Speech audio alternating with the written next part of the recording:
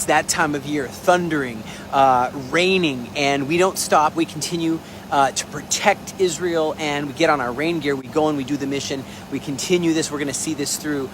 Don't worry. And it's also raining missiles. Did you see what hit Tel Aviv? 15 launches. That's the biggest barrage raining down on Tel Aviv, on a very large city of ours, from the Hamas terrorists. This has to stop. 4 of them were intercepted. 4 fell into the sea. 6 interceptions wasn't clear. Some hit into houses, hit on trees, and people ran to bomb shelters, and it was really, really scary. But we are hitting back hard. Trust us, we're hitting back hard. And this Hanukkah season, you think of all the families, right, that have evacuated. Hundreds and hundreds and hundreds of thousands of families that fled from the south, fled from the northern border with Hezbollah, where people are dying on that northern border. Friends of ours, Yalom unit, operates also in the north, also in the south of Israel, Gaza, and in various places. And so here's the thing, is people had to flee and they have nowhere to go. And imagine Hanukkah, lighting a candle. I mean, they don't have a house, but they're staying in all kinds of places, and it's raining, and my heart goes out to them right now in this time. But here's something you saw, talking about water, you saw all over the news, one of our big missions is to flood the tunnels with seawater. So yeah, that's something, I wouldn't normally talk about it, but it's on literally all the news, and it's something I've personally been working on as well. Let's hope it works good. And I just want to talk briefly, really quick, about Hanukkah, because this season, Hanukkah, and so what is Hanukkah? It's been 2 months. On the first candle, December 7th, will be exactly 2 months since this operation, since the evil terrorists attacked us, and we had to begin this operation. So Hanukkah is a festival of freedom and miracles. It's an 8-day festival, if you don't know what it is, celebrating the miracle of the rededication. That's what Hanukkah means. It means dedication. When you dedicate your house, you do a Hanukkah bite. And so it's rededicating the temple in Jerusalem 2,200 years ago or so. And according to the story, according to the legend, there wasn't enough pure oil left. And there has to be the first press, is the pure press. That's the temple, That's what is brought to light the temple menorah, which is, by the way, my tactical symbol. I don't know if you noticed, the menorah.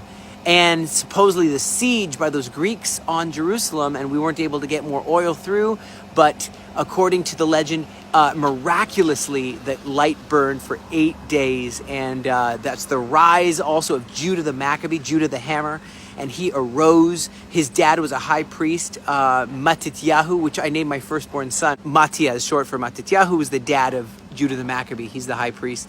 And so they went and they killed the pig on the altar, and they said, you can only worship Zeus. We're Greeks. This is how it goes. Don't worship the God of Israel. Don't serve the God of Israel. They tried to destroy us spiritually as well as physically. And 300 were able to defeat an empire of Greeks. That is just phenomenal. That is miraculous. I think it's just really important, if we're talking about light versus darkness, good versus evil, and choosing the light, shining the light. Well, there's a famous Galilean light of the world by name of Rabbi Yeshua in John chapter 10, verse 22, who it says he celebrated the Feast of Dedication in Jerusalem, right? And that is a way to say Hanukkah, Feast of Dedication, Feast of Hanukkah. And so I got to open the book of Maccabees just a little bit. 2 Maccabees chapter 2. And you see where they're talking about this light, this special nafta or neftar. And so in 2 Maccabees chapter 2, it says, and so one finds in the records that Jeremiah the prophet ordered those who were being deported to take some of this fire, as he had been told, some special fire. And the prophet, after giving them the law, instructed those who were being deported, kicked out of Jerusalem because he knew the future, not to forget the commandments of the Lord, nor be led astray in their thoughts upon seeing gold and silver, statues and their ornaments, their adornments. And with similar words, he exhorted them that the law should not depart from their hearts. The Bible, the Torah needs to stay in our hearts, all right? And also in the writing of the prophet, having received an oracle, a vision, ordered that the tent, the tent of David, and the Ark of the Covenant should follow with him, and that he should go to the mountain where Moses had gone up and seen the inheritance of God. So what is it? Mount Nebo. And Jeremiah came and found a cave, and he brought there the tent and the ark of the altar of incense, and he sealed up the entrance. And some of those who followed him came to mark the way but could not find it. When Jeremiah learned of it, he rebuked them and declared, the place shall be unknown Until when? Until God gathers his people together and shows his mercy. That's called Aliyah. That's the work of the Aliyah Return Center. That's what we're doing together with you.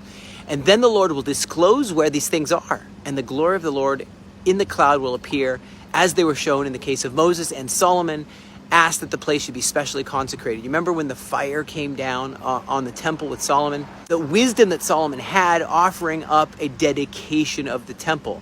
So it's talking about this dedication of the Maccabees. And so it's saying the same way the glory will be revealed. And just as when Moses prayed and fire came down from heaven and devoured the sacrifices, so when Solomon prayed and the fire came down, so it will be in the future.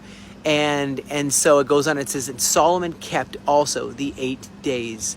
So I just wanted to say, hey, what is coming is going to be glorious. Be strong and courageous, like Moses said in these times. Get your heart right, and be strong. Deuteronomy 31, be strong and of good courage.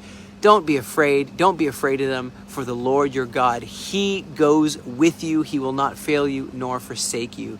Thank you for lighting a candle every single day of this 8-day festival. Light a candle. Say a prayer for Israel. And you yourself, don't hide your light under a bushel. Not now. Israel needs you. Shine forth. Don't hide your light under a bushel. Be like a light set up high that everybody can see.